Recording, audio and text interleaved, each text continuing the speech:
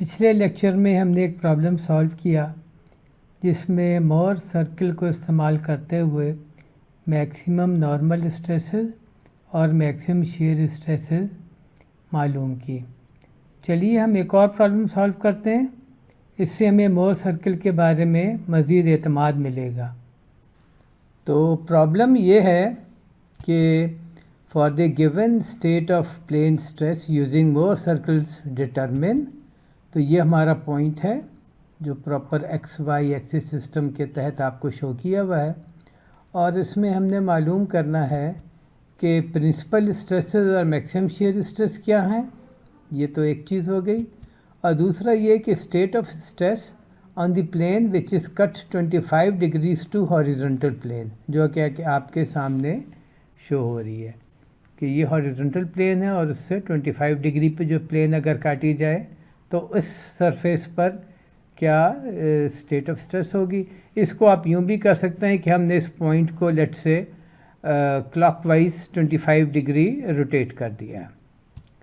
Solution strategy हमारी क्या होगी, वो ये होगी कि हम सिंपली मोर सर्किल ड्रॉ करेंगे और तमाम रिक्वायर्ड स्ट्रेसेस जो हैं वो हम निकाल लेंगे। इस प्रॉब्लम के लिए ये हमारा पॉइंट है, तो सिग्मा एक्स -30 मेगा पास्कल है, सिग्मा वाई 20 मेगा पास्कल है और tau X Y 10 mega pascal है। सिग्मा एक्स कंप्रेसिव है और सिग्मा वाई टेंसाइल है। टाउ एक्स वाई आप देख लें कि पॉजिटिव फेस पर डाउनवर्ड है, तो इसलिए ये नेगेटिव है। तो हमें कुछ चीज़ें चाहिए होंगी। सबसे पहले हमें मोर सर्किल का सेंटर चाहिए होगा, वो होता है sigma X plus sigma Y by 2 पर। तो हम नंबर इसमें डालेंगे तो आ जाएगा -5 मेगा पास्कल।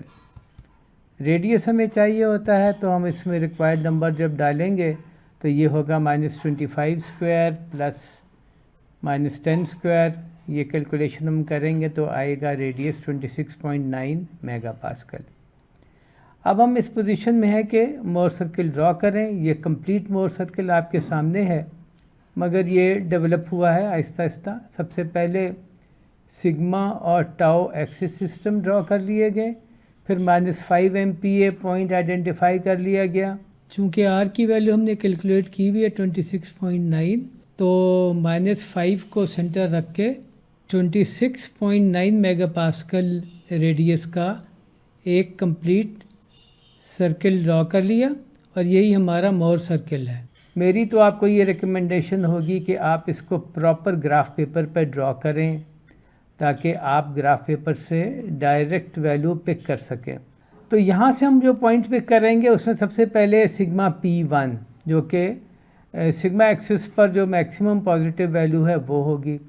तो हमें पता है कि सेंटर जो है वो -5 पर है और R जो है वो 26.9 MP है। तो इस पॉइंट के कोऑर्डिनेट होंगे 21.9 और 0। जहाँ जहाँ टाउ 0 होता है वो वहाँ सिग्मा की वैल्यू मैक्सिमम होती है। तो पहली वैल्यू तो ये आ गई। दूसरी वैल्यू कि यहाँ पर जो है वो टाउ 0 है, तो ये दूसरी वैल्यू जो होगी ज़ाहिर है कि फिर वो मिनिमम होगी, अगरचे वो न्यूमेरिकली इससे बड़ी है। तो ये हो जाएगा -31.9 मेगा पास्कल।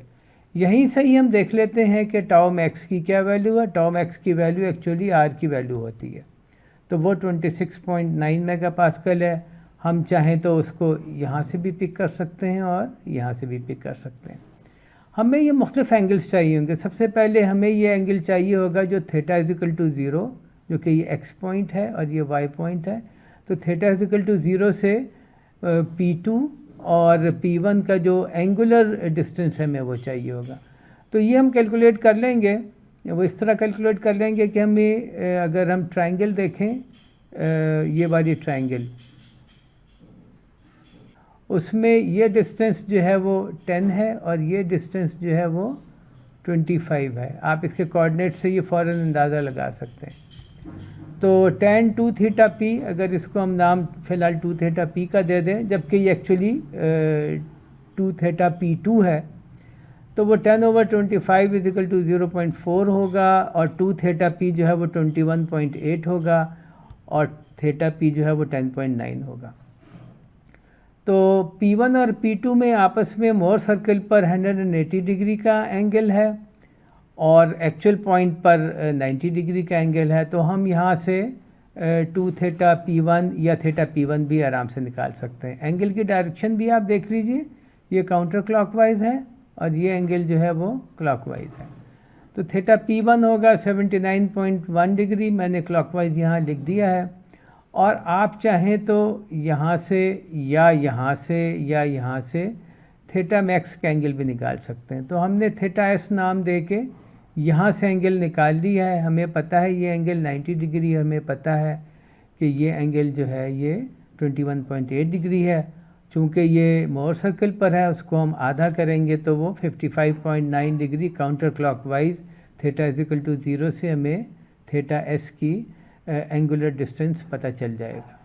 तो अब हम इसको ग्राफिकल फॉर्म में देखते हैं। ये हमारा पॉइंट है, ये हमारा मोर सर्कल है जो पिछली स्लाइड में भी हमने देखा था। और अब हम मोर सर्कल और इस पॉइंट की मदद से हम वो पॉइंट प्लॉट करते हैं जिस पर स्ट्रेसेस मैक्सिमम या मिनिमम है। तो जिस तरह यहाँ से जाहिर है कि हम एक्स एक्सिस को अगर रोटेट करेंगे 10.9 डिग्री काउंटर क्लॉकवाइज, तो हमें P2 एक्सिस मिल जाएगा या फेस P2 मिल जाएगा, ये आपके सामने है। और उस पर जो स्ट्रेस की वैल्यू है वो -31.9 है, तो वो हमने ड्रॉ कर दी। और ज़ाहिर है इसके पैरेलल जो पॉइंट है वो वही पॉइंट है, तो उस पर भी हमने ड्रॉ कर ली और ये वैल्यू उसकी लिख ली। P2 के 90 डिग्री P1 है और वो एक्स एक्सिस से -79.1 डिग्री पर है, यानी कि क्लॉकवाइज, जो कि यहाँ पर 2 थीटा P1 हमने यहाँ पर शो किया है। उस पर जो स्ट्रेस की वैल्यू है वो टेंसाइल है और वो है 21.9 डिग्री। तो ये पॉइंट हमने शो कर लिया। मैक्सिमम शीयर के लिए यहाँ से अगर हम क्लॉकवाइज 55.9 डिग्री जाएँ, जिस तरह यहाँ शो हो रहा है, तो हमें एक सरफेस मिलेगी या एक पॉइंट मिलेगा जिस पर shear स्ट्रेस जो है वो मैक्सिमम होगी और उस पॉइंट पर नॉर्मल स्ट्रेस -5 मेगापास्कल होगा। तो ये हमने -5 मेगापास्कल ये ड्रॉ कर दिया, जो कि ये भी है।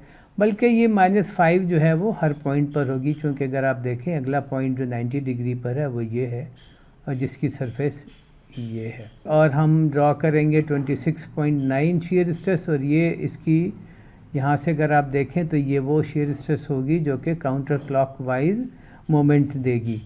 तो ये हमने इस तरह ड्रॉ कर ली। अगर ये 2 shear इस तरह ड्रॉ होंगी तो अगली वाली जो 2 shear हैं जो 90 डिग्री प्लेन पर हैं वो फिर इस तरह ड्रॉ होंगी। तो गोया कि हमने वो पॉइंट भी ड्रॉ कर लिया जिस पर शेयरिंग स्ट्रेस मैक्सिमम है। हम ये याद दहानी करा दें कि वो पॉइंट जिस पर नॉर्मल स्ट्रेस मैक्सिमम होती है उन पर shear स्ट्रेस 0 होती है, मगर वो पॉइंट जिन पर shear स्ट्रेस मैक्सिमम होती है इस पर नॉर्मल स्ट्रेस 0 नहीं होती। पहला पार्ट तो हमने कर लिया, अब दूसरे पार्ट पर आते हैं। इस पार्ट में हमने एक्स एक्सिस से 65 डिग्री काउंटर क्लॉकवाइज डायरेक्शन में जो प्लेन बनेगी उस पर हमने नॉर्मल और शेयरिंग स्ट्रेसेस निकालनी है। ये पॉइंट आपके सामने है, इसमें ये एक्स एक्सिस है और इस प्लेन पर हमने स्ट्रेसेस निकालनी है। तो इसका नॉर्मल ये एन जो है वो इस डायरेक्शन में है और इसका एक्स एक्सिस और एन एक्सिस का जो एंगल है वो 65 डिग्री है। तो ये हमारा मोर सर्कल है जो कि हम पहले बना चुके हैं और इस मोर सर्कल में हमने पॉइंट एक्स और पॉइंट वाई आइडेंटिफाई किए हुए हैं। पॉइंट एक्स पर थीटा की वैल्यू 0 डिग्री है। तो यहाँ से हम काउंटर क्लॉकवाइज 65 का डबल यानी कि 130 डिग्री जाएंगे और पॉइंट एन को आइडेंटिफाई कर लेंगे। तो यहाँ से हम 130 डिग्री गए और पॉइंट एन हमने आइडेंटिफाई कर लिया और पॉइंट एन के हमें कोऑर्डिनेट्स चाहिए। तो एक काम और जो हमने किया कि एन से सी तक एक लाइन ड्रॉ की और इस लाइन को एक्सटेंड करके पॉइंट टी भी आइडेंटिफाई कर लिया। हमें पॉइंट टी के भी कोऑर्डिनेट चाहिए होंगे।